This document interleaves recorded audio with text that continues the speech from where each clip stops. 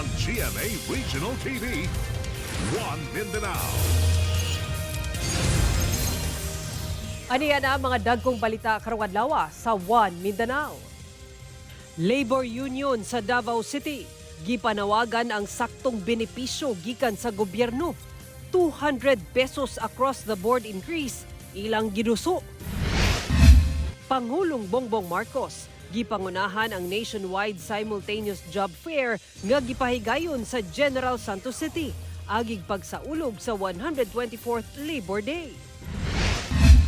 Babaeng mitabok sa dalan sa Banisilan, Cotabato. Samdan human mabanggaan og motor.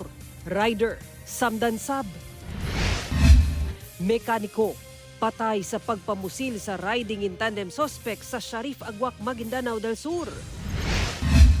Og sa RTV Presents, pipila ka mananagat sa Cagayan de Oro City. Nibalik sa pagbugsay ug gipadaplin una ang demakina nga bangka aron makasugakod sa krisis sa lana. Kini ang GMA Regional TV, One Mindanao. Mayong hapon, Mindanao. Ako si Sara Hilomen Velasco.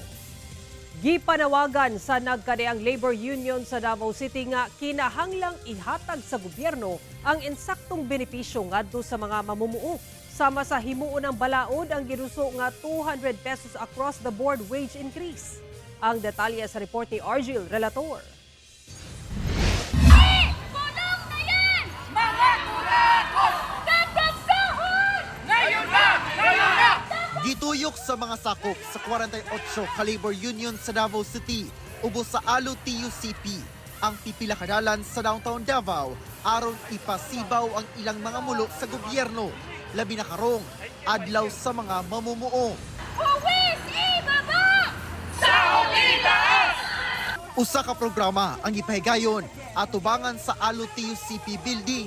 Nag-file man gud mi og 200 increase across the board, pero hantud karon walay plenaryo sa Kongreso. Ginabaliwala nila despite of grabe ang krisis, stagnant ang atong salary, pero ang mga presyo sa mga paliliton pati sa gasolina nagataas. Dili na po ka-survive ang amuang mga manggagawa karon. Giduso sab nila ang tax exemption. Middle class nato na nagasahod og 50,000 pababa, wala na untay tax. Kay para maka-take home pay pod sila nasa 6,000 to 8,000. Nanawagan sab sila og 5,000 pesos nga subsidiya alang sa minimum wage earners karong panahon sa krisis. Ipaglaban! Ipaglaban! Sahod! Trabaho! At karapatan!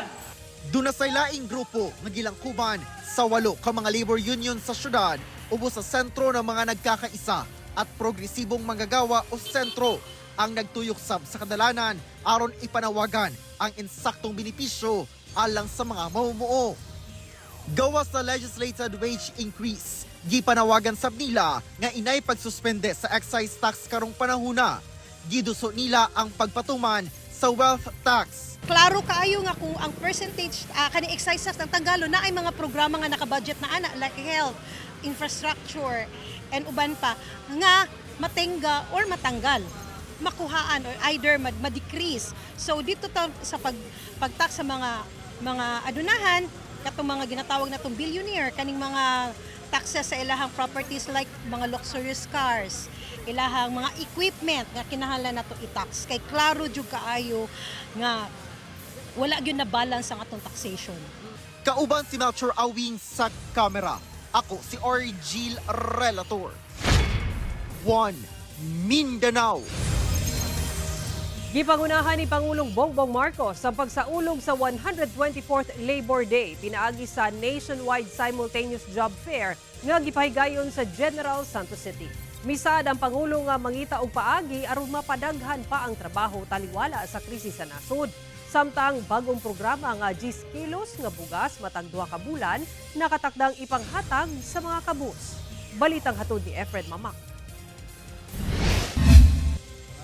Gipangunahan ni Pangulong Bongbong Marcos ang nationwide simultaneous jobs fair sa Dole nga gipahigayon sa General Santos City agig pagsaulog sa 124th Labor Day. Libuan ka job seekers ang nanimpalad ug nang-apply sa 4,000 ka trabaho nga gitanyag sa Dole Region 12. Kini lakip sa kapin 200,000 local and overseas job vacancies nga pwedeng ma-applyan sa mga job seekers sa tibuok nasod. Nag-try kong apply overseas, na pwede dako-dako na oportunidad na sa gawas. Karong nagatubang og krisis sa lana ang atong nasod, doon na matud pa'y programa ang Pangulo aron matutukan kini.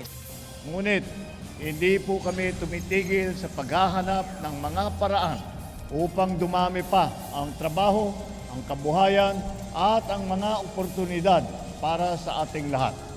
Dugang sab sa presidente nga sa milabayng tuig anaa sa 2 trillion pesos nga investment ang naaprubahan nga magmugna og halos 150,000 nga trabaho. Mula Hunyo ng 2022 hanggang Pebrero ngayong taon, lagpas 6,600 job fair na ang naganap natin sa buong bansa. Higit 1,000,000 job seeker ang ating inalalayan. At sa bilang na ito, lagpas 250,000 job seeker ang hired on the spot.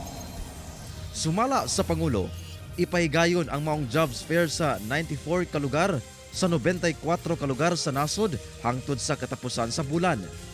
Padayon sab kuno nga ginatun-an ang minimum nga suhulan sa mga rehiyon. Naipasa ang 89 na wage order mula Hunyo 2023 hanggang Abril ng 2026. Kabilang dito ang wage hikes na epektibo ngayong araw tulad ng sa Region 10 at sa Region 13.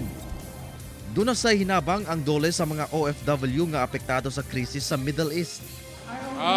Yung programa ng DOLE, yung mga na-displace sa trabaho, yung cash for work. Ito yung programa na tupad. Emergency employment yon, mabibigyan ng trabaho ang mga na-displace.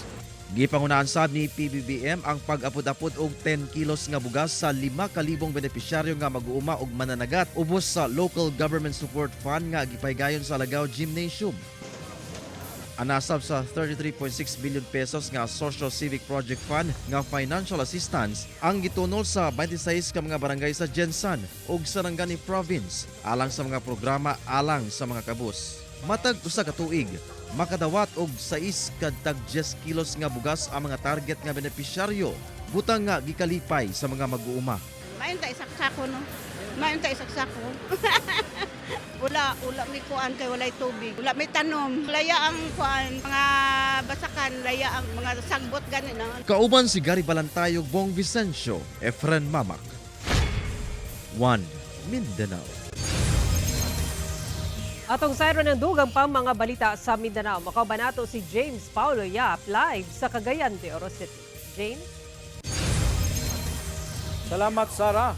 Libuan ka mga trabaho ang gihanyag sa nagadaiyang kumpanya ato sa gipahigayong jobs fair sa Davao City ug Cagayan de Oro City nga gipasiugdahan sa Dole Regional Offices karong 124th Labor Day. Si Argil Relator sa detalye. Graduate na sa senior high school kining si Miko. Midayo siya kauban ang duha pa ka classmates gikan Baganga, Davao Oriental aron mangita na og trabaho sa Davao City. Para makakuan sa pamilya. May eskwela pa man ang tamig kalis na di na makaya. Nangitaan lang. Usa lamang siya sa mga nang-apply og trabaho sa gipahigayong jobs fair sa Dole 11 sa usa ka mall sa Ecoland, Davao City, subay sa pagsaulog sa 124th Labor Day. Sa labing unang higayon, dunay gitagana nga green lane alang sa sama ni Nico nga senior high school graduates nga nangita og trabaho. Duna say priority lane alang sa mga senior citizen nga buot magtrabaho sa food industry. Sa tibuok Davao Region, ana sa sobra 5,000 ka bakanting trabaho ang gihanyag alang sa mga aplikante. Sumala sa Dole 11, ana sa 95.2% ang employment rate sa rehiyon sa January 2026. Mas ubos kini kung itandi sa 97.1% sa samang period sa miaging tuig. Lakip sa ginalantaw nga hinungdan ang nagataas nga ihap sa labor force ug dunasay seasonal workers labi na sa sektor sa agrikultura ug fisheries. Mas nabantayan na to last year, dako-dako nga to ang mga emergency employment.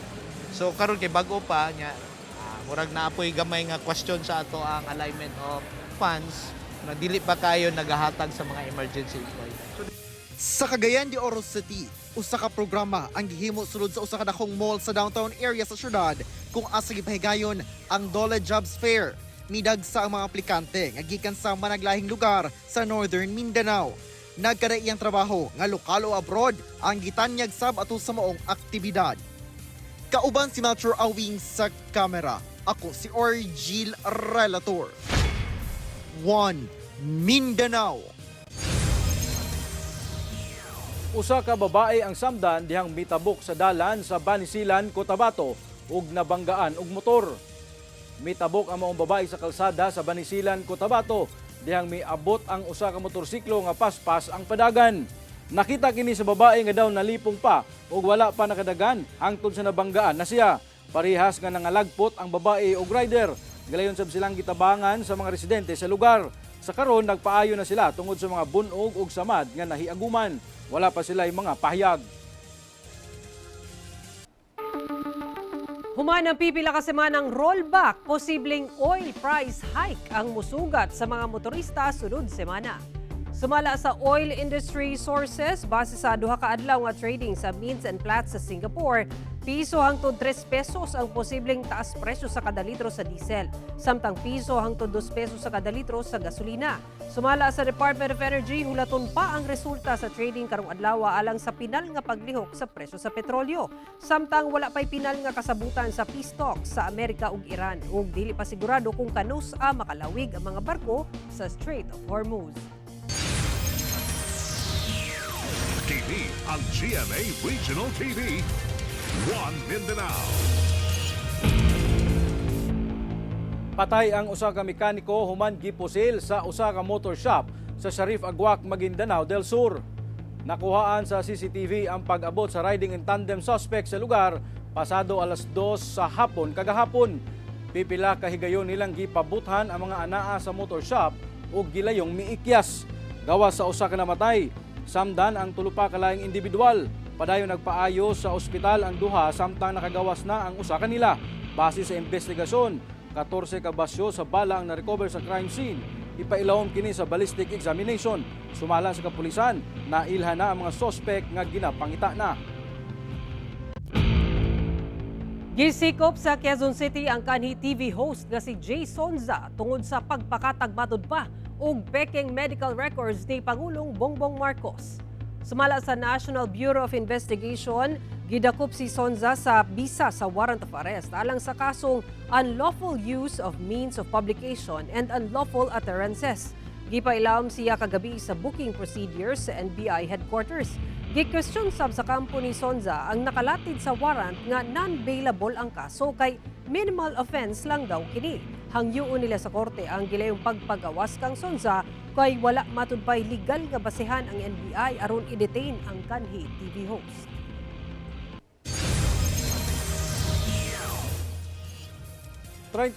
Ka mga minor de edad nga giingong nalambigit sa paggamit og solvent ang na-rescue sa otoridad sa Cagayan de Oro City sa gilusad nga citywide drive. LGU nanawagan sa mga patigayon nga did-an ang pagbaligya sa susamang butang sa mga minor de edad aron dili maabuso. Anyang report ni Cyril Chavez. Sa pagpanguna sa Cagayan de Oro City Police, uban ang Regulatory Compliance Board kung RCB o CSWD, gilusad ang usa ka citywide drive sa sentrong bahin sa syudad gabi adlong Miyerkules. Sa mong operasyon, gilibot sa otoridad ang Divisoria Area, Barangay Carmen o Downtown Poblacion Barangays kung asa ilang na-rescue ang ana sa 31 ka mga minor de edad nga naglatagaw o ga-istambay lang sa dalan. Amo mga individual gituhuan sa otoridad nga nalambigit sa paggamit og solvent. Sa 31 napulo nini ang turnover sa ilang mga ginikanan. Dayon ang nabilin motong gidala dito sa shelter sa CSWD. Gani, usasab sa mga nakita sa RCB nga mga posibleng himuon aron ma-address ang problema ang pagpahugot sa ordinansa sa pagdili og baligya sa mga solvent ngadto sa mga bata o minor de edad. Naalay mga report nga ang magpalit nini dagko na. Dayon mo na nang ilang ipanghatag dito sa mga minor. May na sila nga mo'y mailhan gyud para mo'y madakpan. O sasab sa tutukan sa RCB og monitoron ang mga tindahan nga pamaligya ni ene kung misubay ba sa pagdili o pagsusi sa rason kung ngano gapalit ang usa ka individual sa maong solvent. Cyril Chavez, 1 Mindanao. Sa nagapadayong taas presyo sa mga produktong petrolyo, dili lang mga public utility vehicle drivers ang apektado niini. Lakip na ang mga mananagat nga mao'y naghatod kanato og mga labas nga pagkaon gikan sa dagat. Aron makasugakod sa krisis, mibalik sila sa pagbugsay ug gipadaplin una ang mga demakina nga bangka. Sayron ta ang ilang pagpaningkamot, pinaagi sa RTV Presents ni Cyril Chavez. Sa kagubot sa Middle East nga may resulta sa pagbabag sa supply sa lana, ang epekto nagsanga-sanga ngadto sa tanan, labi na sa mga nag-unang gagamit ni ene ang industriya sa transportasyon. Apan gawa sa mong industriya, dili man tataw, apan apektado sab ang panginabuhian sa mga yanong mananagat nga adlaw-adlaw gasagubang, dili lang sa hagit sa mga balod sa kadagatan, apan hagit sab sa kinabuhi. Usa sa ato mga nakaila ang mananagat nga si Butoy Bakunga. Sobra 50 ka tuig na kining mananagat sa Barangay Lapasan nga usa sa mga coastal barangay sa Cagayan de Oro City. Sa iyang kasinatian, halos tanang kalisod sa kadagatan, iya namatod pang naagian. Apan, pinasahi ang kalisod nga hatod karon sa krisis sa lana nga miapekto gyud sa ilang pagpanagat. Gani ang uban kanila nangundang na og misulod na lang sa laing trabaho. Magkapital kag 2 ka litro pila, paman makuha ka sa kilo, bankrupt yapon imong kinabuhi yapon. Wala gyud kay mahimo gyud. Muna karon ang halos dinhi sa mga kauban ako diri, puro na gyud baruto na lang ang gigamit gyud bugsay.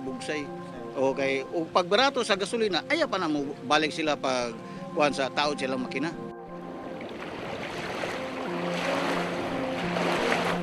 Sanglit duol sa pantalan ug tungguanan ug barko ang coastal area sa Lapasan. Naandan na gyud nila nga managat ngadto sa lawod. Sanglit dito lang nila makita ang daghang isda. Aron makasugakod sa krisis sa lana, ilang kusog ang ilang gigamit. Pinaagi sa pagbugsay nga walay gamit sa makina nga nanginahanglan og gasolina.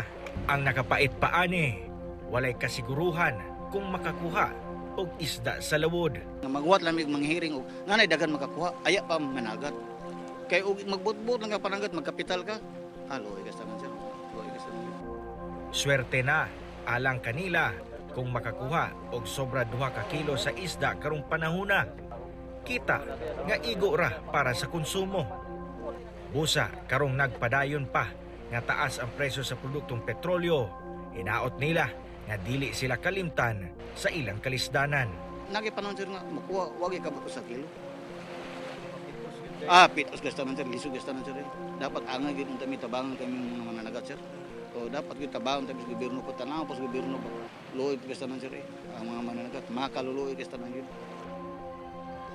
Mga tubag sa suliran sa mga mananagat ug mga programa alang kanila nga gilaumang makatabang atong tukion sa ikaduhang hugna sa atong RTV Presents. Kauban si Jaybert Pairat, Cyril Chavez, 1 Mindanao. Bisan masinati ang grabing init nga panahon, doon nagihapoy tsansa sa pag-ulan sa pipila ka lugar sa nasod. Walay na monitor ang pag-asa nga bagyo o low pressure area.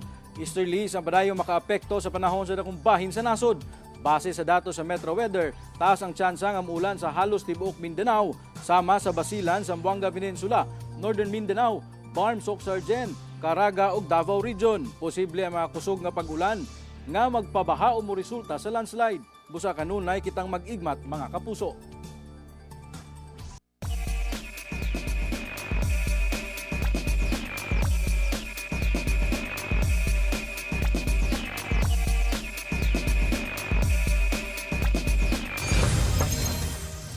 Karong long weekend nabatikdan ang ilabihan kataas nga linya sa mga sakyanan nga buot mutabok sa Samal Island sa Davao del Norte. Sayo pa lang kaganinang buntag, ingon ani na kataas ang linya sa mga sakyanan sa May West hasta sa Dabsam sa Davao City. Dagsa saba mga pasahero sa barge nga buot mutabok sa Samal Island. Sumala sa Coast Guard District Southeastern Mindanao, hugot ang ilang monitoring sa mga pantalan aron masiguro ang kaluwasan sa tanan ingon man ang hapsay nga port operations. TV ang GMA Regional TV. 1 Mindanao. Cagayan de Oro City Police Office naka-high alert status karong Labor Day o ga-monitor sa mga posibleng rally nga mahitabo sa syudad. Inoon, grupo sa mga trabahante nga nagmotorkada malinawon ng ilang programa. Si Cyril Chavez sa report. Karong Labor Day sa pagpanguna sa Cagayan de Oro City Police o sa programa ang ilang gilusad sa Kiosko Kagawasan sa Divisoria area ning syudad. Gitawag kining Harmony for Peace and Crime Prevention Initiative. Daghang serbisyo ang ilang gitanyag sa publiko. Sagad sa mga mitambong, partner groups nga gatabang para sa kahapsay ug kalinaw sa syudad. Pasinugnan ang atong advocacy support group. Kining atong advocacy support group, 30 City, kini sila kaaktibo nga grupo. O kini nga grupo asayod kita nga sa tanang panahon, sa tanang dagko nga kalihukan sa Cagayan de Oro, partner kini ni Kokpo, voluntaryo o naghatag sa ilang panahon. Gibutyag sa Kokpo, malampuson og malinawon ang gihimong motorkada sa grupo sa mga trabahante sa usa ka kumpanya sa syudad karong Labor Day. Gani, gisiguro sab nila ang seguridad sa mong aktibidad. So far, nahuman naman kini o naaman sila sa hapsay nga pamaagi o ni-abide pod sila sa gabayan nga gihatag diha sa ilang permits. Apan bisan pa niini, naka-heightened alert ang kapulisan sa posibleng magsabwag ug kagubot. Sayod kita nga kining adlaw usab daghan pong mga grupo nga musulay o nagsulay nga siguro mag-conduct sa ilang activity apan atong ipaningkamutan nga magpabilin kining malinawon mahuman kining adlaw. Kauban si Jaybert Pairat, Cyril Chavez, 1 Mindanao. Gikondena sa lokal nga panggabanan sa New Bataan, Davao de Oro ang gingong paglabay sa mga medical wastes sa Magangit Kamanlangan Highway sa maong lungsod. Sa payag ni Mayor Attorney Bianca Qualing Brua, pinaagi sa iyang official social media account nga nakuha sa GMA Super Radio Davao na diskubrihan sumala pa ang mga hugaw nga gikan sa usa ka dialysis center. Gikabala ka sa mayor nga muhatag kini og seryosong peligro sa panglawas, seguridad ug kinaiyahan sa lungsod ug dili matud pa ang ngayang dawaton ug itolerate ang usa ka matang sa pagpasagad. Hugtanong gipasidan-an sa lokal nga panggamhanan ang tanang healthcare facility. Lakip ang mga service provider nga mutuman sa medical waste management standards. Nakatakdang magpasaka og kasong administratibo, kriminal ug sibil ang otoridad batok sa mga responsable. Nakig-alayo na sabang lokal nga panggamhanan ngadto sa Kapulisan ug Municipal Environment and Natural Resources Office alang sa ilusad nga investigasyon aron mapatubag ang mga responsable sa insidente. Giila ang GMA Network, kapuso personalities ug sparkle artists sa 7th Village People Choice Awards.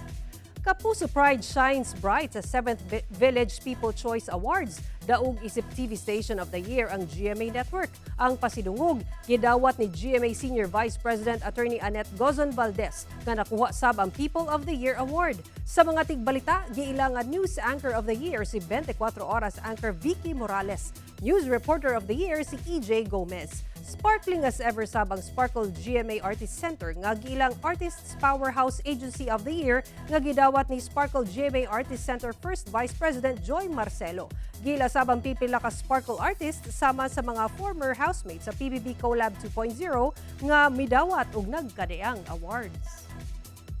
It's a big responsibility to be looked up by people and actually see you as a personality. I'm very grateful for everyone who made this possible. Sobrang nakakatuwa po at syempre na-appreciate ko po lahat ng nag-vote sa akin, lahat po ng nagmamahal sa akin. Kaya thank you so much po sa inyong lahat. Nagpapasalamat ako sa 7th BP Choice Awards para sa karangalang ito. Tamang-tama, 7th year nila. So GMA 7 Station of the Year. Thank you very much. Mamahimo ninyo makita kini nga episode pag-usab ug guban pang lokal nga balita pinaagi sa pagbisita sa official website sa GMA Regional TV o bisitaha ang among official YouTube channel ug i-click ang subscribe button para sa pinakaulhing balita sa mga rehiyon. Ug mao katuwa maulhing balita sa Mindanao karong adlaw. Daghang salamat sa atong mga kapuso sa Mindanao nga nagalantaw kanamo ug sa atong mga kapuso abroad. Kami ang GMA Regional TV 1 Mindanao. Walay gidapigan, walay giprotektahan. Kaniadto ug karon, serbisyong tinuod lang. Happy weekend mga kapuso ug mag-amping kita kanunay.